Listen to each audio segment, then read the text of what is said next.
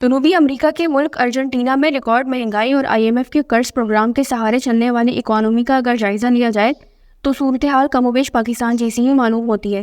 Argentina میں ایک ابھرتے ہوئے سیاستدان ہاویر میلی کی جانب سے ارجنٹینا کے تمام معاشی مسائل کا حل ڈالرائزیشن کو قرار دیا گیا ہے۔ اس کا مطلب یہ ہے کہ ہاویر اگر 22 اکتوبر کو ہونے والے الیکشنز میں ارجنٹینا کے صدر بننے میں کامیاب ہو جاتے ہیں تو وہاں ڈالر بطور کرنسی رائج ہو جائے گی۔ دراصل ارجنٹینا میں حکومت اپنے اخراجات پورے کرنے کے لیے نوٹ چھاپنے پر کافی سرگرم رہی ہے، اور اس ایکٹیویٹی کی وجہ سے ارجنٹینا میں مہنگائی کی شرح 100% سے بھی زیادہ ہے۔ مہنگائی کی شرح میں اس حد تک اضافے کو ہائپر انفلیشن کہا جاتا ہے۔ 2021 کے آخر سے اب تک ڈالر ارجنٹینا کی کرنسی پیسوں کے مقابلے میں تقریباً 240% تک بڑھ چکا ہے۔ ہاویر میلی نے ایک مشہور نیوز ایجنسی کو اپنے انٹرویو میں کہا کہ ڈالرائزیشن کے بعد لوگ اپنے گدوں کے نیچے بچائے گا ڈالر استعمال کر سکیں گے۔ آئے پہلے سمجھتے ہیں کہ ڈالرائزیشن کیا ہوتی ہے اور اس پر اس سے پہلے کن ممالک میں عمل کیا جا چکا ہے۔ ڈالرائزیشن دراصل ایک ایسا عمل ہوتا ہے جس کے ذریعے ایک کرنسی کے مکمل اتار چڑھاؤ کا انحصار ڈالر کے ریٹ پر ہوتا ہے۔ یہ عمل ایسی معیشتوں یا اکانومیز میں ہوتا ہے جن کا انحصار زیادہ تر درآمدات یعنی امپورٹس پر ہوتا ہے، یعنی ایک ایسا ملک جو زیادہ تر چیزیں خود نہیں بناتا بلکہ دوسرے ملکوں سے منگواتا ہے۔ پاکستان کا شمار بھی ایسے ہی ممالک میں ہوتا ہے جہاں زیادہ تر چیزیں ملک میں بنانے کے بجائے ہم باہر سے منگواتے ہیں، اور باہر سے کچھ بھی منگوانے کے لیے چاہیے ہوتے ہیں ڈالرز، جس کا بنیادی مطلب یہ ہوا کہ ملک میں اتنے ڈالرز آتے نہیں ہیں جتنے ملک سے باہر جاتے ہیں، جس کی وجہ سے ملک میں ڈالرز کی کمی ہونے لگتی ہے، اور پھر مزید ڈالرز کے لیے ہمیں IMF کے پاس جانا پڑتا ہے، جس سے ملکی قرضوں میں روز بروز اضافہ ہوتا جا رہا ہے۔ جب کسی ملک کی کرنسی بہت تیزی کے ساتھ اپنی قدر کھونا شروع کر دیتی ہے اور لوگ ڈالر کو مہنگائی کا دور سمجھ کر یا سیونگز کرنے کی غرض سے اسے خریدنا شروع کر دیتے ہیں، تو یہاں سے کسی بھی ملک میں انڈائریکٹلی ڈالرائزیشن کا آغاز ہو جاتا ہے، اور پاکستان میں ایسا بہت دیکھنے میں آتا ہے۔ اگر مقامی کرنسی بہت تیزی سے اپنی قدر کھونا شروع کر دے تو یہ بھی ممکن ہے کہ کاروبار بھی ڈالر میں خرید و فروخت کرنا شروع کر دیں۔ عام طور پر اس کے بعد اسے حکومت کی جانب سے سرکاری طور پر پالیسی کے طور پر اپنایا جاتا ہے، یعنی حکومت یہ اعلان کر دیتی ہے کہ اب سے ڈالر ملک میں کرنسی کے طور پر رائج ہو جائے گا اور مقامی کرنسی اب قابل استعمال نہیں ہوگی۔ ارجنٹینا سے پہلے ایسا زمبابوے، پاناما، ایکواڈور اور دیگر ممالک میں ہو چکا ہے۔ 20 سال پہلے ایکواڈور نے ڈالرائزیشن کا آغاز اس وقت کیا جب اس کی معیشت ایک سنگین بحران سے گزر رہی تھی اور ڈالرائزیشن کو ملک بچانے کے آخری کارڈ کے طور پر تصور کیا جا رہا تھا۔ اس وقت کے صدر نے ایکواڈور کی معیشت کو ڈالرائز کیا تھا۔ موجودہ وقت کی بات کی جائے تو ایکواڈور اس وقت معاشی طور پر اپنے ریجن کے دوسرے ممالک کے مقابلے میں کافی اسٹیبل ہے۔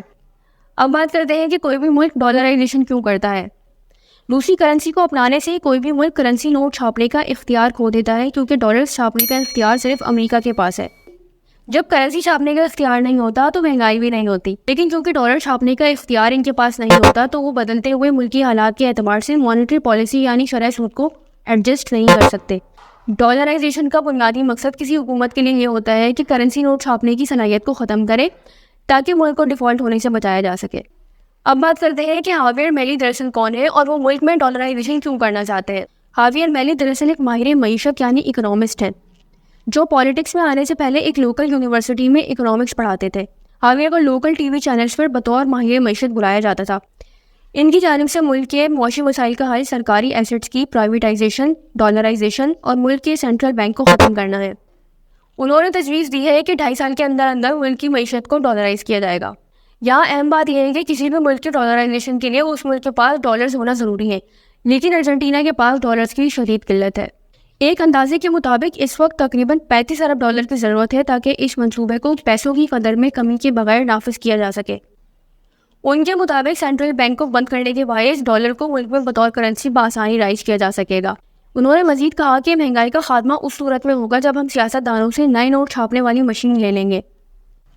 اس حوالے سے دوسرے معاشی ماہرین کیا کہتے ہیں؟ اس حوالے سے کچھ معاشی ماہرین کا کہنا ہے کہ یہ بہت مشکل ہے کہ معیشت کی ڈالرائزیشن کی جا سکے، اور اگر ایسا کر لیا گیا تو یہ معیشت کی مشکلات کا حل نہیں ہے۔ ایک معاشی ماہر کا کہنا ہے کہ معیشت کو ڈالرائز کرنے کے لیے ہمیں ڈالر خریدنے پڑیں گے، لیکن کیونکہ ملک نے پہلے ہی بہت زیادہ قرضہ لیا ہوا ہے، اس سے یہ ممکن ہوتا دکھائی نہیں دیتا کہ اسے مزید قرضہ ملے گا۔ انہیں اس بات کا بھی یقین نہیں ہے کہ ڈالرائزیشن ایک کامیاب پالیسی ہوگی۔ اب بات کرتے ہیں کہ پاکستان میں ڈالرائزیشن کرنا ممکن ہے۔ ایک ماہر معیشت کا اس حوالے سے کہنا ہے کہ پاکستان میں اس وقت صورتحال اتنی سنگین نہیں ہے جتنی ارجنٹینا میں ہے، اس لیے یہاں اس پالیسی کو رائج کرنے کی ضرورت فی الحال نہیں ہے۔ انہوں نے کہا کہ اس کے فائدے بھی ہیں اور نقصان بھی۔ فائدہ یہ ہے کہ ملک کی معیشت مستحکم ہو جاتی ہے اور عام طور پر اتار چڑھاؤ اور انسرٹینٹی کم ہو جاتی ہے، لیکن نقصان یہ ہے کہ آپ کا تمام تر انحصار دوسرے ملک کی معیشت پر ہو جاتا ہے اور وہاں کسی وجہ سے معاشی بحران آئے تو اس کا اثر آپ کے ملک پر بھی پڑتا ہے، جو ایک خطرناک پالیسی ہے۔ انہوں نے مزید کہا کہ پاکستان کی معیشت کے مسائل کا حل ایکسپورٹس یعنی برآمدات میں اضافہ، سرکاری خرچے کم کرنا اور دیگر اصلاحات میں ہے، نہ کہ ڈالرائزیشن میں۔ عام طور پر دیکھا جائے تو پاکستان میں ڈالرائزیشن کو ایز اے پالیسی اچھی نظر سے نہیں دیکھا گیا اور نہ ہی اسے سرکاری طور پر کبھی اپنانے کی بات کی گئی ہے۔ ڈالرائزیشن کے حوالے سے آپ کی کیا رائے ہے نیچے کمنٹ سیکشن میں ضرور بتائیے گا۔ تو آج کے لیے اتنا ہی، ویڈیو اچھی لگی ہو تو kindly make sure you subscribe because it really helps. ملتے ہیں اگلی ویڈیو میں، تھینکس فار واچنگ۔